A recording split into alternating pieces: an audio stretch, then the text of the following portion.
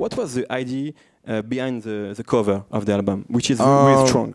The idea behind it was I really wanted something that kind of like portrayed the music and at the same time screamed out like, oh, what is this about? You know what I mean? So it wasn't planned. Like that exact shot, to be honest, it wasn't planned. There was that one and there was another one that I was going to use. But that one was way too, I feel like it was way too, what's the word? Explicit, vulgar, you know what I mean? I felt like it was going to maybe rub people the wrong way. And I actually kept the photo. It was in my album booklet. So if you have the album, is like the last photo where I'm hanging by an American flag noose. That was the other potential cover for it too. But I felt like that one was a little too dark. You know what I'm saying? There's moments about the music and the project where, you know, it's really optimistic and is bright and is progressive. So I wanted to make sure you still felt that in the music, but the underlying message is like, you know, fuck you. Real give a fuck, never had one to give. Never will forget, probably never will forget. I guess that's just how it is, and they still won't let the black man live. Let's talk about rap, because you love rap, I love rap, and that's our life. And do you feel like there may be like a comeback of lyricism in rap music, you know, with people like you, like Kendrick Lamar, of course, like J. Cole, like, I don't know, a lot of people who are... I don't think there's a comeback at all. I think there's just certain people in the game who honor the tradition and who honors the art, and they abide by that, and they stick to that. You know what I'm saying? But then there's other people who's just part of the new generation where there's no rules. It's like, fuck that. Like, I'm just doing what... I'm just going to portray how I feel. You know what I'm saying? So, yeah, I don't think there's no comeback. I think it's just always been here. And then, you know, there's some people who's going to do it and some people who's not. Okay. But you're part of the new generation and you still pay, like, respect to the elders. I'm super proud of this new generation. And I'll tell you why. Because I'm someone who believes that the generations to come forth will always have the opportunity to be better than the generations that were existing before.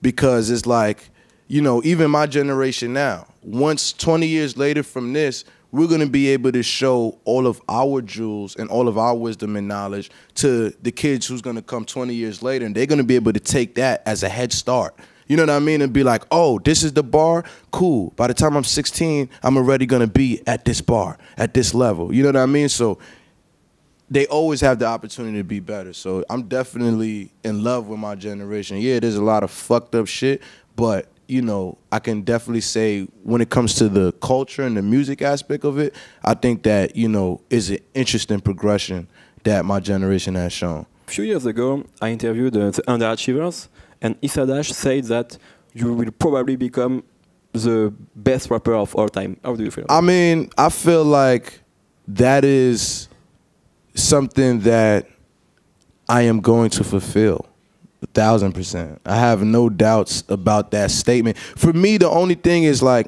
I'm really like a humble dude behind all of this. So I never really want to say anything that the world doesn't know already. So my mission is kind of for like the whole world to be thinking like that until I like claim that. You know what I'm saying? So right now, I have to do a lot of things, you know what I mean? Like, I still have a lot of room to grow, a lot of evolving to do until the whole world is on that level. But I definitely look at that as something that I'm going to fulfill 1,000%. You invited some people on the album, and you invited Styles P, who was like a fantastic rapper. Phantom, but not of the opera. Phantom, death of the doctor. Shotty and chopper. Handgun of the hawk. Were you a fan of the Locks when you were younger? Definitely, 100%. I'm born in Brooklyn, New York. How could you not be? You know what I'm saying? Do you feel like, does it still make sense to talk about city? I think it always makes sense to talk about where somebody is from and what possibly influenced them to be who they are.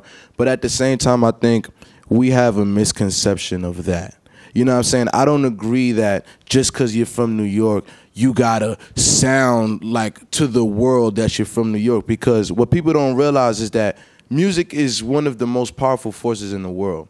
And as time advances, we're advancing as human beings just as fast. You know what I'm saying? So now you may say that like a designer to you sounds like he's doing Atlanta shit, but designers from the same neighborhood as I am. When I go to the studio with him, there's no Atlanta shit that I see going on. I see him reflecting exactly what his culture is and where he's come from. Like, he's not trying to sound like he's from somewhere else. He's trying to sound like himself. That's what's true to him. Same thing with Rocky. Same thing with the Mob. It's like they're from New York, and just because the tempo was 120 and they got a little trap drum in it don't mean that they trying to be from Atlanta or sound like an Atlanta artist. You know what I mean? That's just the pace of their story. That's the pace of their flow of what they know. You represent like a New York sound, at least at the beginning of your career. Right. But when I saw like the freestyle on Maskov that you did on Los Angeles LA radio. Cause I never outrun no bullet from a gun, don't ask Malcolm, that's how come. Ask any real nigga really about some. When you in the field, nigga, don't play dumb, better keep it. You knew we could see that you love trap music like everybody and that you could recognize a great song. So I think it's important that someone like you say that, yeah, you enjoy this kind of song and you can listen to Designer as long as you can listen to Styles P and The Logs. And it's crazy though, because when somebody is not from New York and they're doing like a so-called New York sound, nobody ever points that out. I'm one of those people who abide by the tradition. You know what I mean? So, but at the same time, it's a slight conflict with it. It's a slight uphill battle because it's like, all right, I'm a New York rapper, right? So now when I drop a Devastate, it's like, oh, Joey's changing. I used to feel so devastated. At times I thought we never make it. But now we on our way to greatness. And all that ever took was patience. It's like, no, I'm not changing, bro. Like, I'm just a versatile guy. Like, you want to think that this is the only thing I could do, and I'm trying to, well, not trying, but I'm showing you that it's clearly not. I can do whatever I put my mind to. Literally, when it comes to music, it don't matter what the tempo or pace is. I have all different types of music. And that's another point I like to tell the world, too. No matter what artist you know and how you may think you know them and feel about their music and what their sound is, that artist is always going to have 100 songs that you've never heard before, that you probably will never hear, that embodies different type of style, shit that you never even thought you would hear them on. You know what I'm saying? So people got to think about that shit. Like, we make music for ourselves. We don't, like, sometimes it's very rare. And, like, on an album like All-Amerikkkan Badass, where somebody makes music for other people. You know what I'm saying? Because that's what this was. Like, this was for the world. This wasn't for myself. This is my most non-self-censored album. You know what I mean? There's no braggadocious rap on this shit. You know what I mean? It's straight up what we need as a body of people.